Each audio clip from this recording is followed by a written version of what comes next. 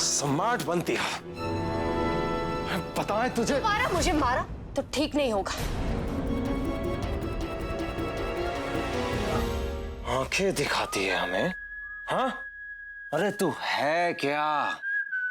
तुझे समझने में हमारा दिमाग सटक जाता है। कभी तो भीगी बिल्ली बनती है तो कभी भूखी शेरनी। एक बात बता हमें, अरे तू है किसकी टीम में? हाँ? पहले तो हमें उन पंडितों को न्योता देने का आइडिया देती हो, उसके बाद उन लोगों की मदद करती हो। हमारा खाना तैयार है, ले लो। अरे तेरे दिमाग में चल क्या रहा है? मेरे दिमाग में क्या चल रहा है, मैं क्या चाहती हूँ, यही जानना चाहते हैं ना? तो सुनिए, गायत्री माँ का बेटा बसा है मेरे मन में, उसे चाहती हूँ मैं। अच्छा, हमें चाहती है और उन लोगों की मदद करती है। पागल समझा है हमें? चल हट।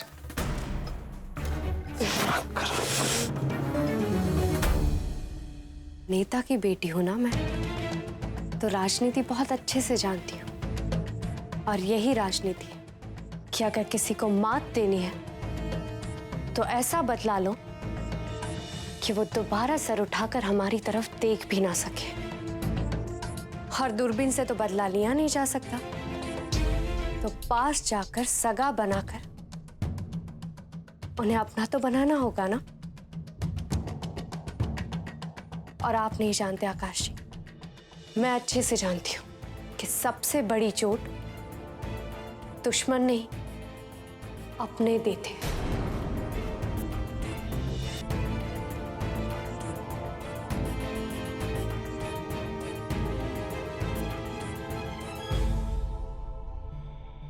और यही तो मैं करने की कोशिश कर रही हूं। आपके दुश्मनों का हाल, उनकी हर एक खबर जानने के लिए मुझे उनका दोस्त बनना पड़ेगा ना। उनकी तरफ रहकर मैं आपका फायदा करवा रही हूं। अब बताइए, ये समझदारी की बात है या नहीं?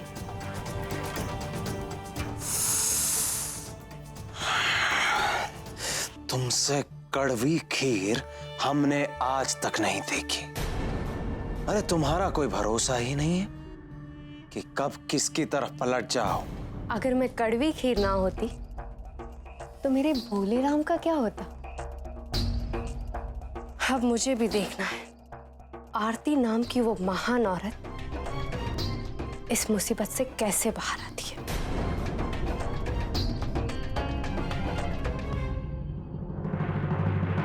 भगवान, हमारे इस घर पर आए संकट को आप ही दूर कर सकते हैं। आज तक कभी भी कोई भी इस घर से खाली हाथ नहीं लौटा है, लेकिन आज इन ब्राह्मणों को भूखे पेट जाना पड़ेगा। मम्मी जी की परसों की तपस्या टूट जाएगी। प्लीज कोई तो चमत्कार कर दो, हमारी लाज रख लो प्लीज।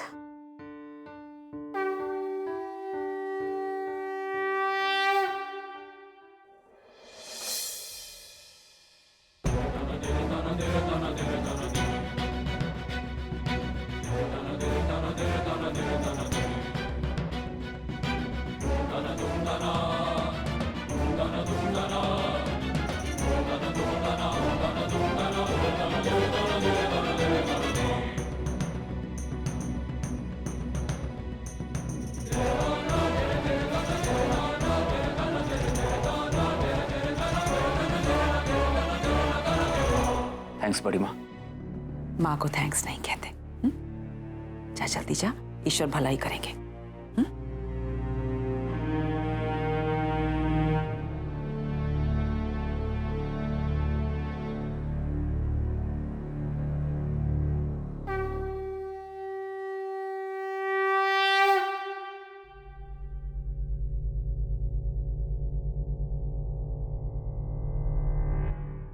मेरे भगवान की कसम, इन ब्राह्मणों के श्राप में बहुत शक्ति होती है।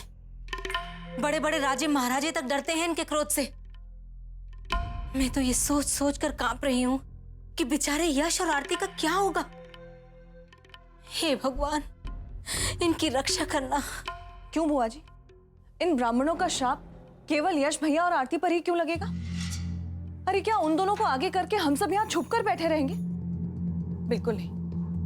जो कुछ भी होगा उसका सामना हम सब मिलकर करेंगे। चलिए बाहर चलते हैं। नहीं भाभी, भाभी जब तक ये प्रॉब्लम सॉल्व नहीं हो जाता हमें बाहर नहीं जाना चाहिए। क्या पता उन ब्राह्मणों का श्राप हमें भी लग जाए।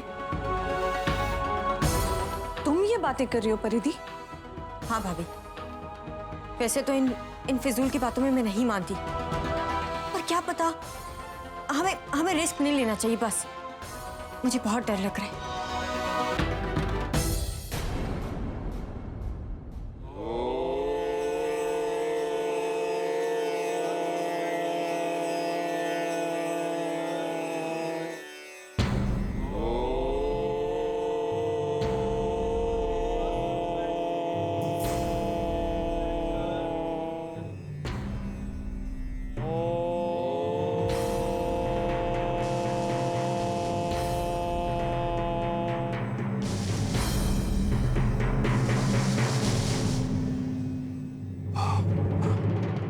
वो फौजी।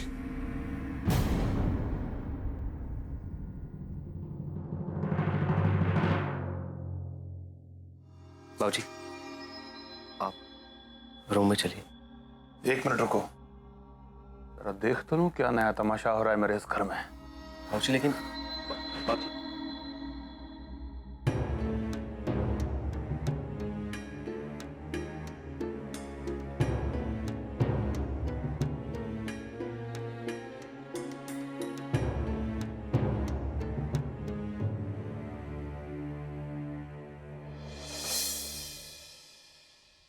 जजमान, हमारा जाप हो गया है, प्रसाद लगवाइए।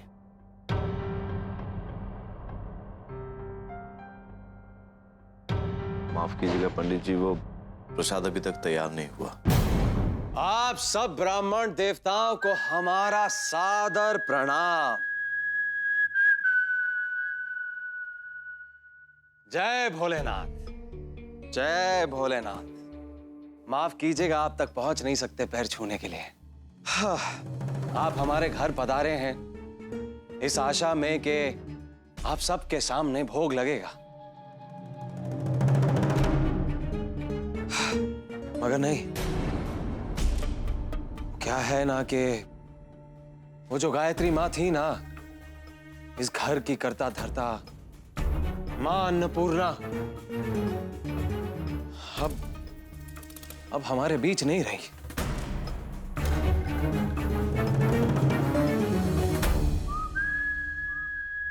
बहुत श्रद्धा थी उनके मन में आप सबके लिए। जिस शौक से अपना दिल और तिजोरी खोलकर आपके लिए प्रसाद बनवाती थी, अब वो सारे संस्कार, वो सारी परंपराएं, वो शान सब उनके साथ साथ और लोग सिधार गए।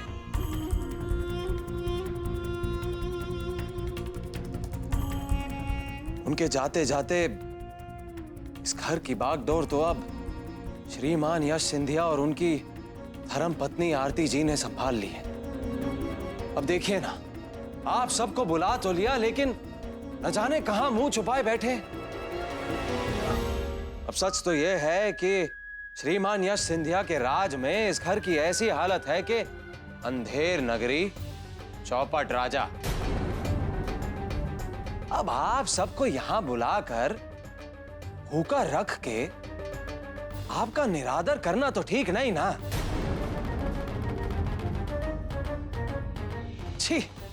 आकाश,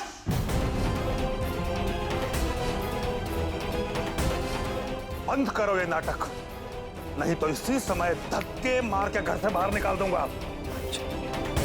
बाबूजी, ऐसे लोगों पर गुस्सा करके आप अपनी तबीयत खराब मत कीजिए।